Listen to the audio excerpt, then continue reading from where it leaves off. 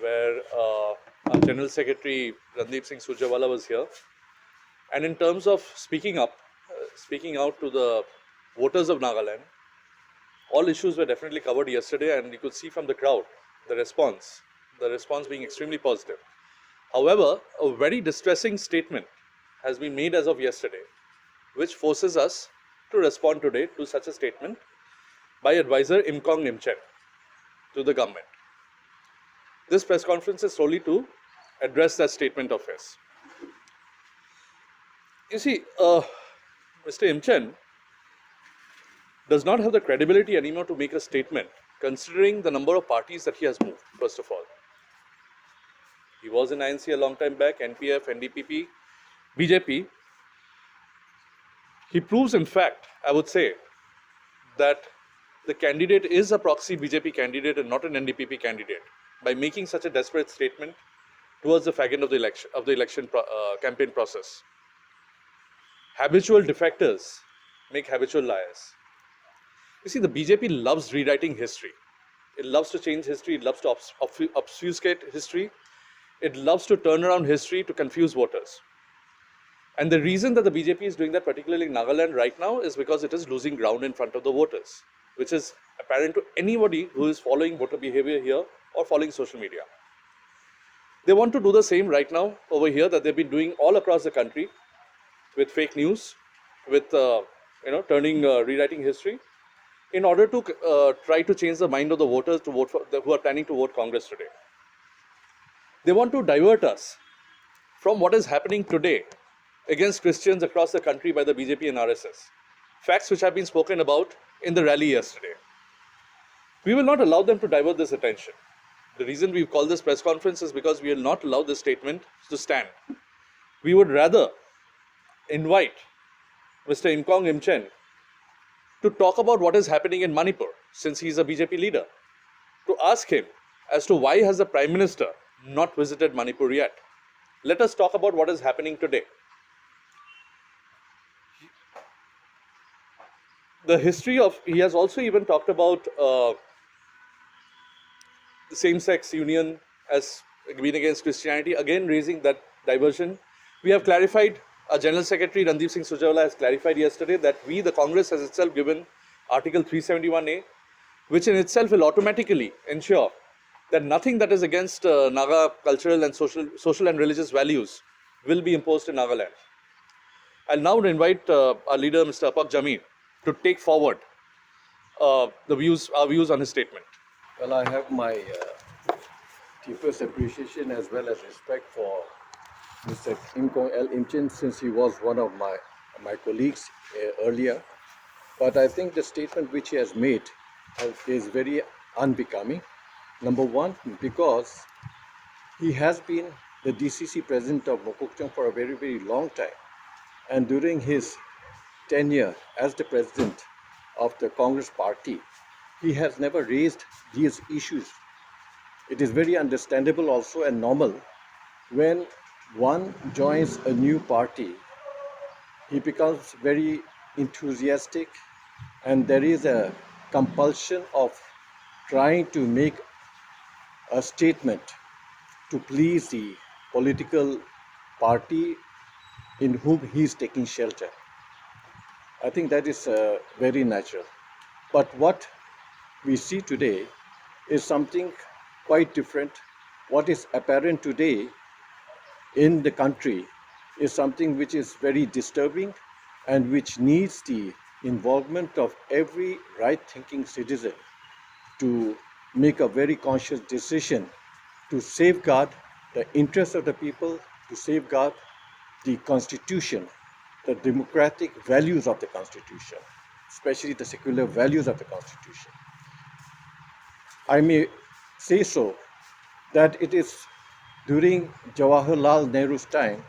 Yes, we all admit that there was political turmoil at that time, but you also have to also admit that it is during the Congress time that the political agreement was met or came about between the Naga People's Convention and the government of India. I think it's a fact, and that is how we got our statehood.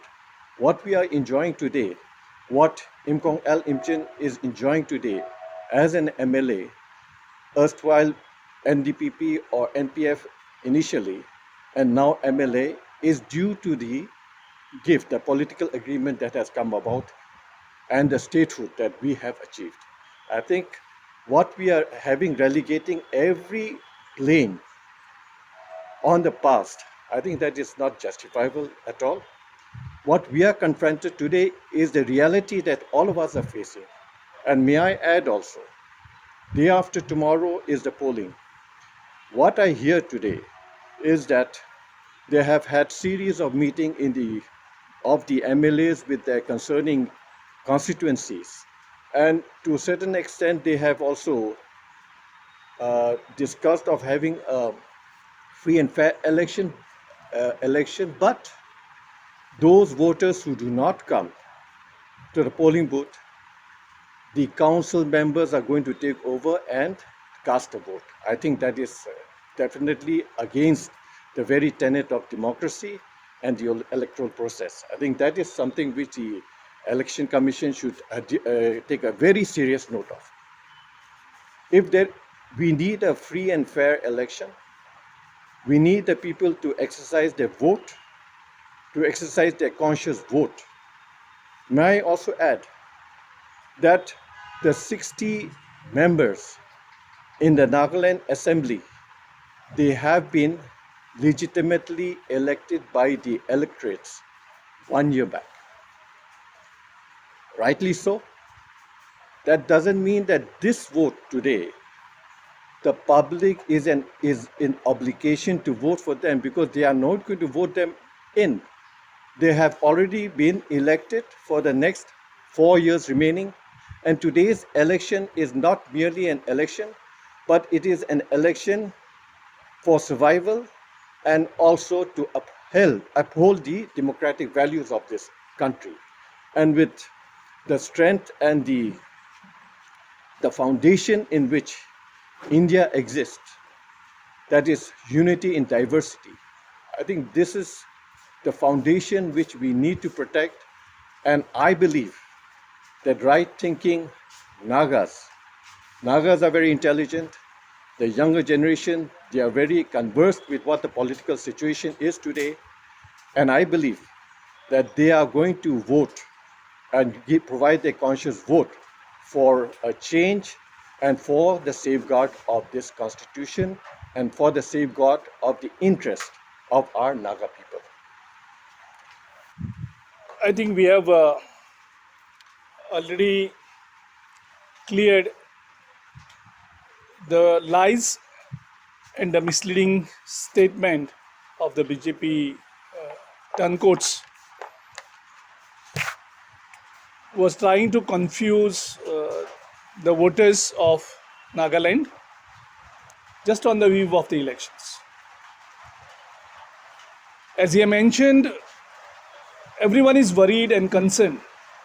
Every citizen of Nagaland, various NGOs, various church authorities, everyone is concerned about the proxy voting or a booth capturing.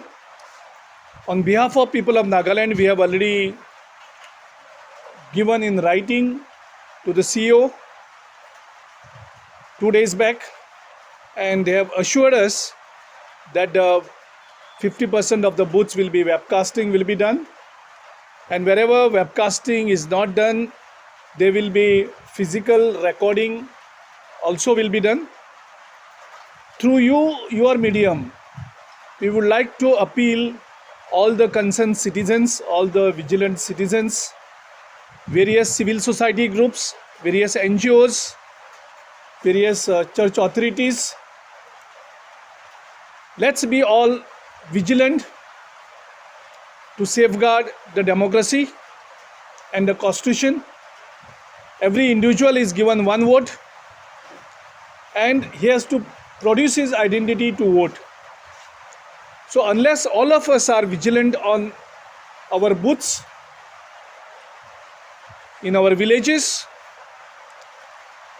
then nobody will able to dare for proxy voting or booth capturing. So, in the interest of the democracy, in the interest of the constitution, in the larger interest of the country and the future of Nagaland, I think all of us, I also appeal the media also, it is journalists, reporters, let's be vigilant on the day which we actually celebrate as the festival of democracy. The voting is actually a festival of democracy which all of us celebrate. And also appeal to everyone that they should come out and exercise their voting right so that these elements who want to do the proxy voting